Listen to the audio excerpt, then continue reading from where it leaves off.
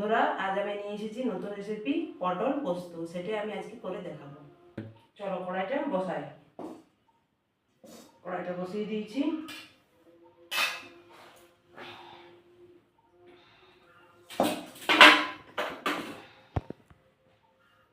এবারে আমি সরষের তেল দিয়ে দেবো।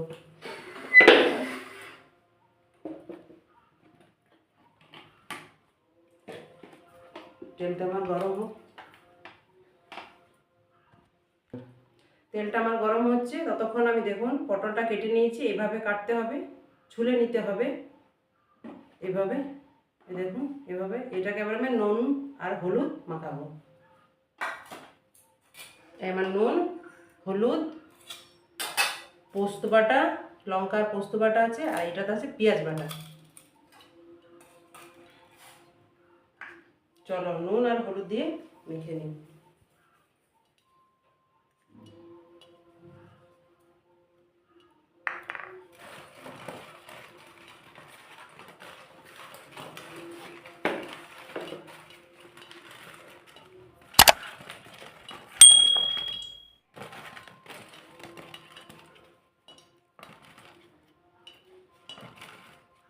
এভাবে হাত দিয়ে মেখে নিতে হবে।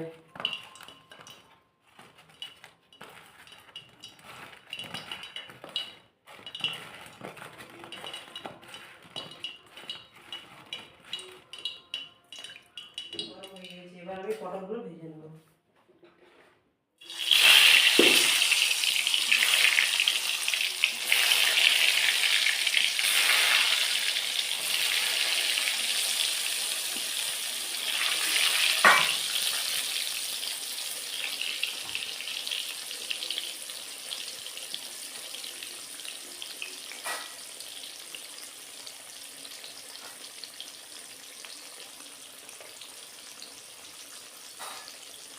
এবার একটু ঢাকা দিয়ে দেবো।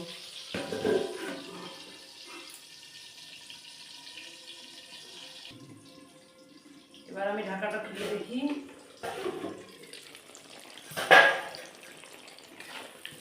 এখনো আমার পটলগুলো ভাজা হয়নি। কুচি কুচি করে ভালোভাবে ভেজে নিতে হবে দু পিঠে।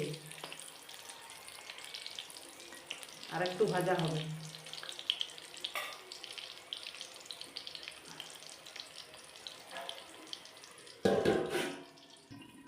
চলো দেখি ভাজা হয়েছে কি।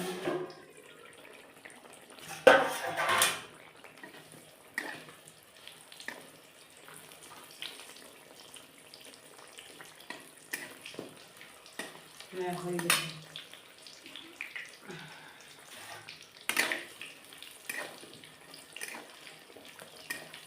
এবারে আমি পটলগুলো তুলে নেব।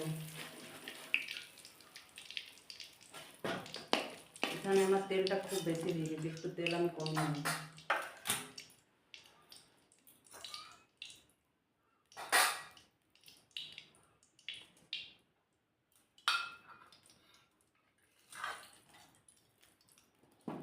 পেঁয়াজগুলো দিয়ে দেবো।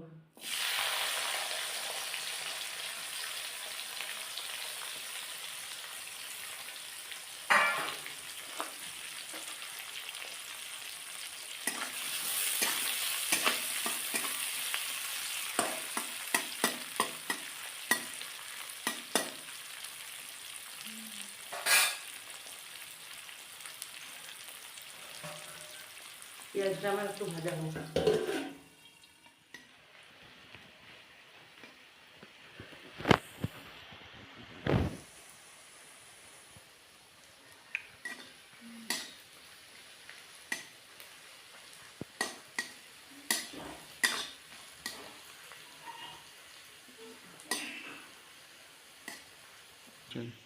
তাহলে আমার পেঁয়াজ লাল হয়ে গেছে। এবার আমি পটলগুলো দিয়ে দেব।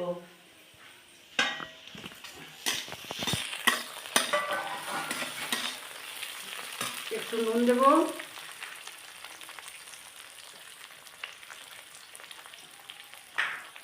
একটু হলুদ,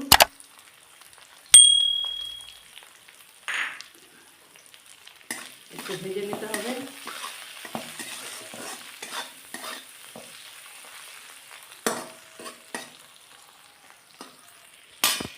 এবার আমাকে পোস্ত বাটাটা দিয়ে দিতে হবে।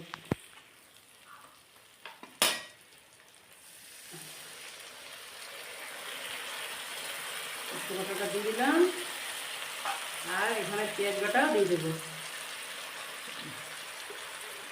এবার একটু জল দেবো।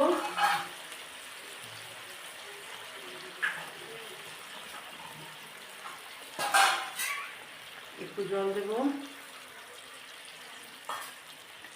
ভালো করে নেড়ে নিতে হবে।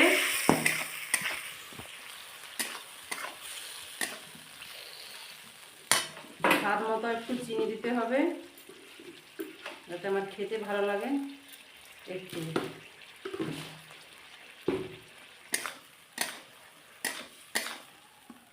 এবার আমি ঢাকা দিয়ে দেবো, একটু ফুটলে হয়ে যাবে। 5 মিনিট ফোটাবো, হয়ে যাবে। চলো দেখি, 5 মিনিট হয়ে গেছে, এবার আমি দেখে নেব।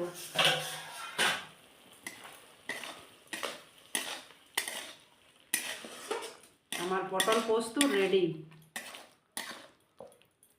এবার আমি বাটিতে ঢেলে নেব।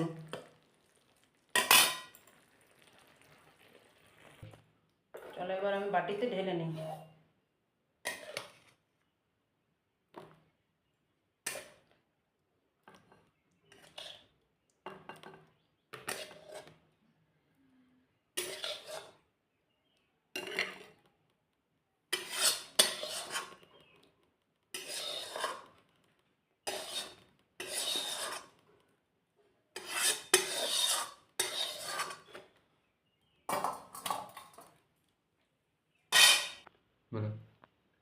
বন্ধুরা, আমার পটল পোস্ত যদি ভালো লাগে তাহলে আপনারা এইভাবে বাড়িতে বানিয়ে খাবেন, দেখবেন ভালো লাগবে।